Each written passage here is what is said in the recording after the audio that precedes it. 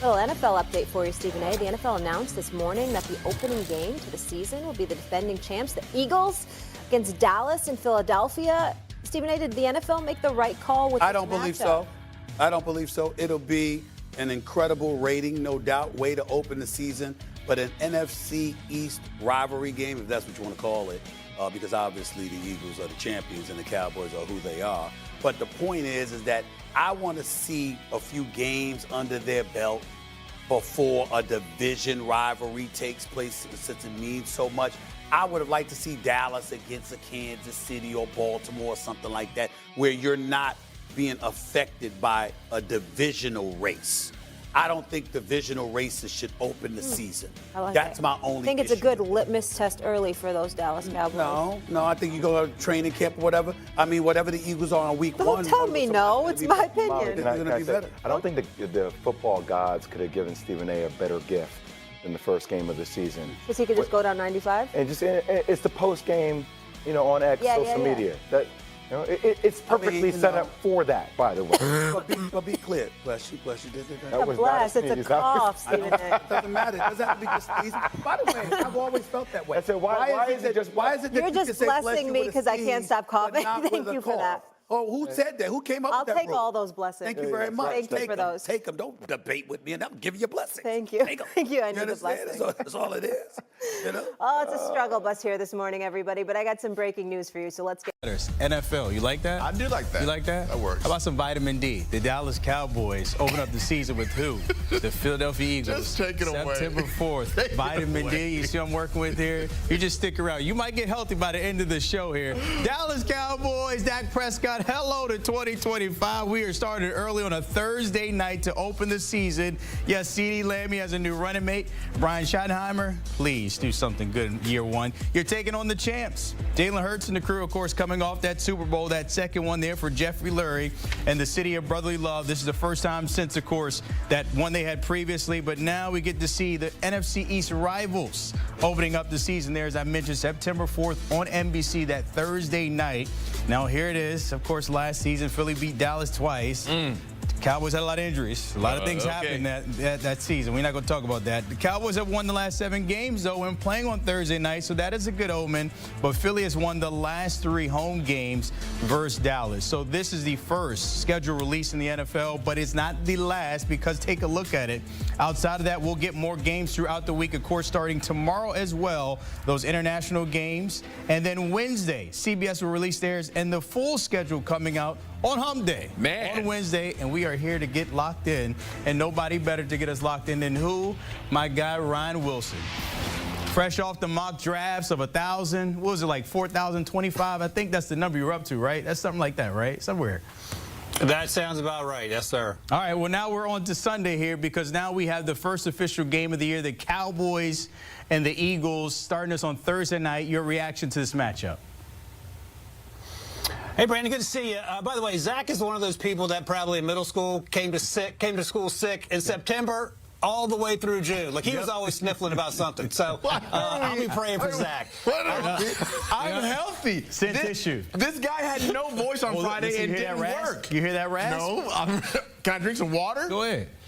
Congestion. Go ahead, Ryan. Zach, your point. Take it away. But go ahead, Ryan. Your reaction. Yeah, Zach, I need you to go see. I need you to go see the nurse. Go down the hall, go talk to the school nurse, and then come back here when you get some lozenges. All right, look, Brandon, that's enough about Zach. Let's talk about your Dallas Cowboys. Look, man, you read the numbers trying to make yourself feel better about how they have a chance in this game. And in their defense, in the last 10 years, they are 11-9 against the Eagles. Only 3-7 when they're in Philadelphia.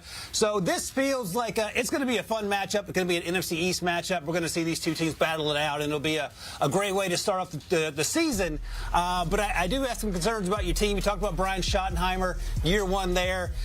Jerry Jones made that announcement in the middle of the night going into the weekend a few months ago because he didn't really want to talk about Brian Schottenheimer. Maybe he turns things around. I am excited about the prospects of George Pickens being able to catch passes from Dak Prescott alongside CeeDee Lamb. So that is also encouraging.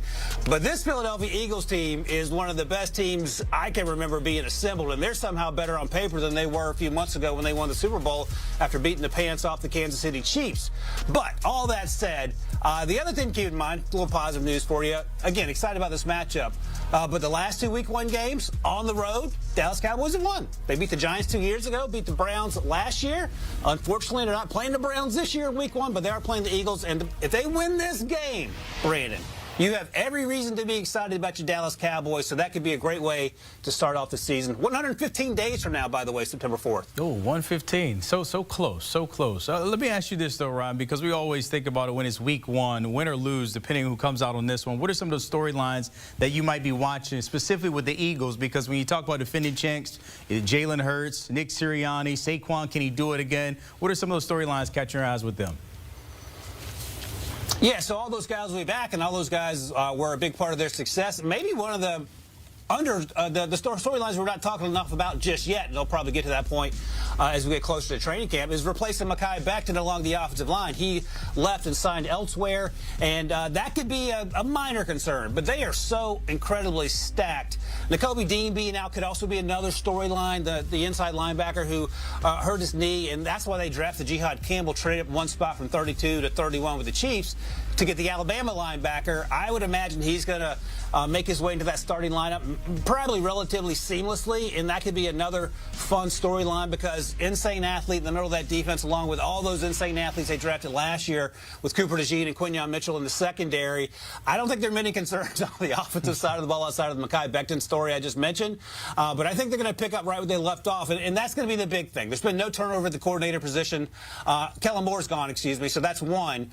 But the other thing is that they got Jalen Hurts back. Nick Sirianni feels a little bit more comfortable in who he is, and of course they got all those playmakers coming back that you talked about, including Saquon Barkley. All right, we'll see what Philly does here as they try to push it forward. Ryan Wilson is always pushing it forward, but he's not the only one because the fellas... Not so fast. I'm not quite ready to say that.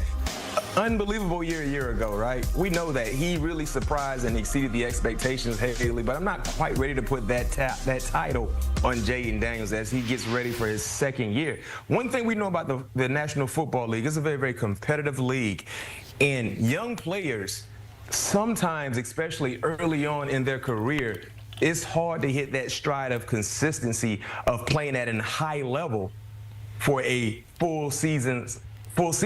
And we saw that with C.J. Stroud. Remember C.J. Stroud's rookie year, individually speaking, outstanding. That led to team success, which led to a playoff push. They got to the playoffs in this second campaign, but as an individual, his numbers were not the same as they were during his rookie year. So let's see Jayden Daniels continue to stack great seasons after great seasons.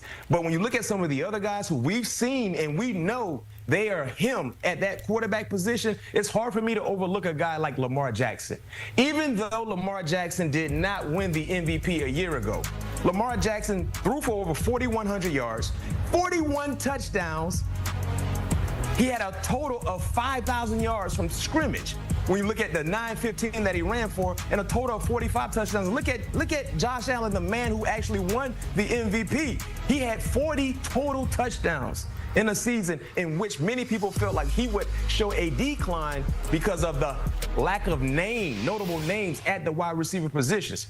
Those two players, in my opinion, they're the best dual quarterbacks in the National Football League, and they're playing at a peak level. Regardless of what is surrounding them, those two players, especially if you look at their 2024 campaign, night and day, regardless what happens in the draft, regardless what happens in free agency, I cannot pick a second-year quarterback over those two quarterbacks, as I mentioned, because their overall body of work has been more impressive and more consistent, and not to mention what we saw in last year's campaign was far 10 times better than what Jayden Daniels did. And that says a lot because Jayden Daniels was spectacular in 2024. He was, but you're going experience over youth. It makes sense. I also learned in that interview, B-Mac, that you are a ketchup lover. So I know the next time you have a birthday or any type of party, I am getting you ketchup as a gift. You can check out that full interview with B-Mac on our YouTube page right now. It's really great.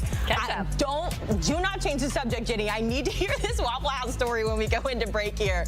But before we get there, take a look at the odds to win the Super Bowl. You will not see Michael Penix and the Falcons on this list, at least not right now to start. This is how it looks here in May. We have the Commanders highlighted there, though, at, what is that, plus 2,000? So not that far off, question mark? I'm just kidding. It's quite far off there. The Eagles, the favorites to win again. Hôm nay mình sẽ hướng dẫn các bạn cách làm một chiếc vòng đeo tay